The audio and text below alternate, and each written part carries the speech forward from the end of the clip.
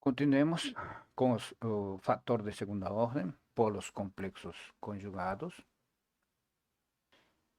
cuya función de transferencia está dada por esta expresión, omega sub n al cuadrado sobre s más 2 que si omega sub n s más omega sub n al cuadrado. ¿Cierto? Vamos a supor que esta función de transferencia está asociada a un par de polos complejos conjugados, o sea, que si está entre 0 y 1. A función de transferencia senoidal puede ser escrita como 1 sobre 1 más 2 que si s sobre omega sub s más s sobre omega sub s, tudo isso ao quadrado. Certo? E a contribuição deste factor na amplitude é dada por esta expressão, 20 log do módulo de toda esta expressão da função de transferência senoidal, que seria igual a menos 20 log de toda esta expresión, 1 menos omega sobre omega sub n s termo al cuadrado más j2 que si omega sobre omega sub n. Okay. Podemos determinar as assíntotas do diagrama de Bode. Para baixas frequências, temos que quando ômega tende a zero, certo? Toda esta expressão vai ser igual a 1, portanto vai ser aproximadamente 0 de vez. Para altas frequências, temos que este termo é dominante, certo? Isto é 1, isto é também infinito, mas quando ômega tende a infinito, isto é maior. Portanto, esta expressão vai ficar menos 20 log de ômega sobre ômega sub n ao quadrado, ou igual a menos 40 log de ômega sobre ômega sub n. Esta última assíntota tem declive de menos 40 dB por década. Okay.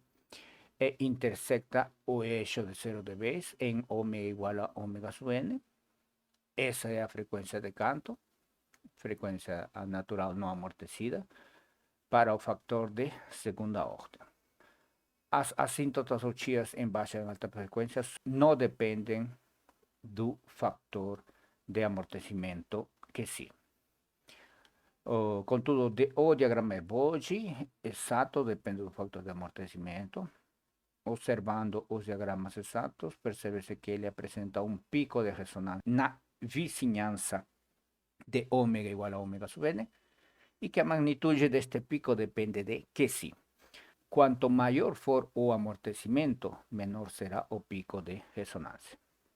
Aqui temos os exemplos gráficos, que si igual a 1 não apresenta nenhum pico, que si igual a 0,7 não apresenta um pico, e que si 0,5 a gente já vê que apresenta um pequeno pico, certo? E que si 0,1 apresenta um maior.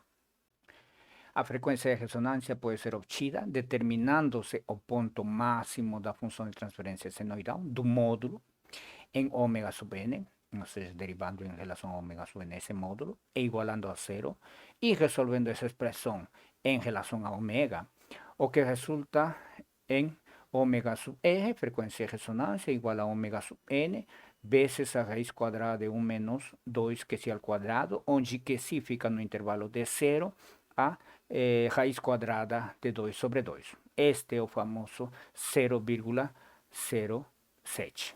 Conforme o coeficiente de amortecimento que si tende a 0, a frequência de ressonância tenderá a ômega sub n.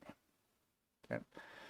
Para este que si nesse intervalo, a frequência de ressonância ômega sub r é menor que a frequência natural amortecida, certo?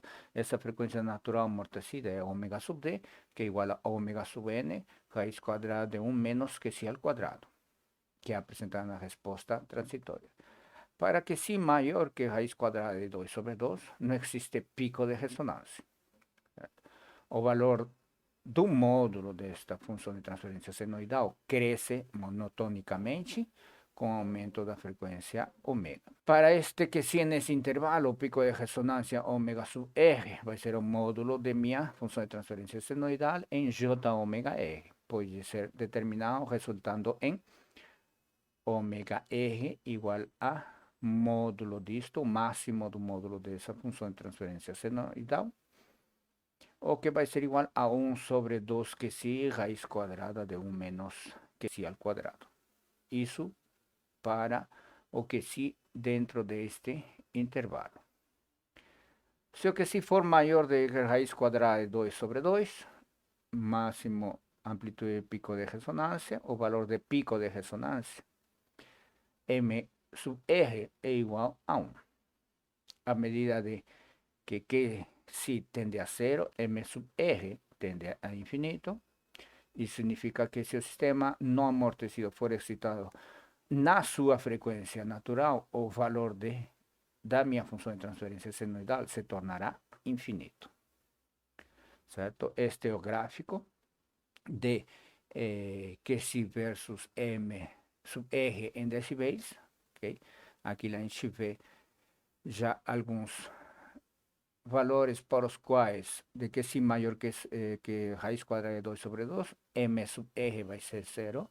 E para valores mínimos ou tendendo a zero de QC, esse minha amplitude de pico de ressonância vai tender a infinito. A contribuição, o ângulo de fase de minha função de transferência senoidal na frequência de ressonância pode ser obtido dessa maneira, o qual vai ser o arco tangente de raiz quadrada de 1 menos 2 QC ao quadrado sobre QC, o que vai ser igual a menos 90 mais a arco seno de QC sobre raiz quadrada de 1 menos QC ao quadrado. Os ângulos de fase do fator quadrático é calculado dessa maneira, a fase desse termo, que vai ser igual a menos a fase do denominador, certo? Ou que vai ser igual a arco tangente da parte imaginária sobre a parte real. Okay? E analicemos então o ângulo de fase para baixas e altas frequências. Ok? Sabemos que esse ângulo de fase é função de ômega e de que sim. Okay? Para baixas frequências, quando ômega tende a zero, certo? Isso vai ser a fase de 1, que vai ser zero. Para altas frequências, quando ômega tende a infinito, certo? Isto vai ser a fase de menos ômega sobre ômega sub n ao quadrado. Okay? Que isto vai ser um número real negativo, portanto, a sua fase vai ser menos 180. Na frequência de canto, certo? Na frequência natural, essa expressão vai ser igual a fase de menos J2 que sí, que es igual a menos 90. Assim como ganho a fase, também depende do que sí. As curvas de desfasagem em função da frequência normalizada, parametrizada em que sí, são dadas na figura 7, certo? Então, a gente vê aqui as curvas de fase, a mudança, ou as curvas de fase reais, e bem, vemos a mudança na frequência de canto, que tem um valor de menos 90, okay? Para coeficiente de amortecimento 1, a inclinação dessa mudança é baixa, certo? Uma inclinação. E para coeficiente de amortecimentos menores, a inclinação está tendendo a infinito, ou seja, uma mudança em um instante. Okay? Equações das assíntotas dos polos complexos conjugados. Temos aqui o módulo em dB, certo? Para frequências menores que a frequência natural, esse módulo vai ser zero, a assíntota é um zero. E para frequências maiores que minha frequência natural, eu tenho esta reta com declive de menos 40 dB por década. Para a fase, assíntotas da fase. Para frequências menores que ômega sub n dividido por 10 elevado a QC é zero. Para frequências entre ômega sub n dividido por 10 elevado a QC e 10 elevado a QC vezes ômega sub n, eu tenho esta inclinação, uma reta inclinada, com declive de menos 90 graus por década. Okay. E para frequências maiores que 10 elevado a QC ômega sub n, minha fase de menos 180. Aqui minhas assíntotas do módulo para frequências menores que minha frequência natural, neste caso que seja assim, módulo zero. Para frequências maiores que esta minha frequência natural, este declive é de menos 40 dB por década. O gráfico das assíntotas de fase. Para frequências menores que ômega sub n dividido por 10 elevado a que si, é zero. Para frequências entre ômega sub n, 10 elevado a que si e 10 elevado a que si vezes ômega sub n, temos esta inclinação. E para frequências maiores que 10 elevado a que si ômega n, minha fase é de menos 180. Aqui temos os diferentes gráficos, tanto de módulo e fase. Certo? Aqui vemos o coeficiente de amortecimento pequeno, portanto, eu vou ter um pico de ressonância, amplitude de pico de ressonância considerável. Okay? Aqui, as fases, lá a gente vê todas as curvas reais. Esta é uma assíntota geral. Okay? Uma assíntota qualquer, que vai mudar em relação ao coeficiente de amortecimento. Fator de segunda ordem, zero complexos conjugados. Aqui temos S vai ser minha função de transferência. S al quadrado más 2 que si omega sub n S más omega sub n al quadrado sobre omega sub n al quadrado. Certo? Está associada a um par de zeros complexos conjugados, que si entre 0 e 1. Neste caso, as curvas de ganho e de fase podem ser obtidas invertindo o sinal daqueles associados aos polos complexos conjugados. Certo? E aqui as assíntotas. Aqui tenho minhas assíntotas do módulo para frequências menores que ômega sub n, é uma assíntota 0 dB por década. Para frequências maiores que ômega sub n, tenho esta inclinação de 40 dB por década, okay? Uma reta. Para fase, para frequências menores que ômega sub n dividido por 10 elevado a que si, é zero.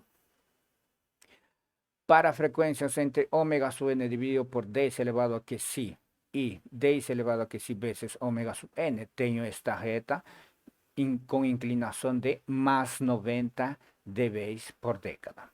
¿Cierto? Y para frecuencias mayores que 10 elevado a que si omega sub n, tengo 180 grados. Aqui a representação gráfica dessas assíntotas do módulo para frequências menores que frequência natural, igual a 0 dB por década. Aqui esta reta tem uma inclinação de mais 40 dB por década para frequências maiores que ômega sub n. Aqui na fase, as assíntotas de fase. Para frequências menores que ômega sub n dividido por 10 elevado a que si, a minha fase é 0.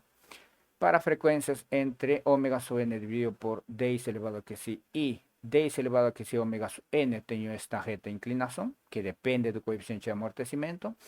Y para frecuencias mayores que 10 elevado a que si omega sub n, mi fase es de 180. Okay. Aquí hay referencias bibliográficas.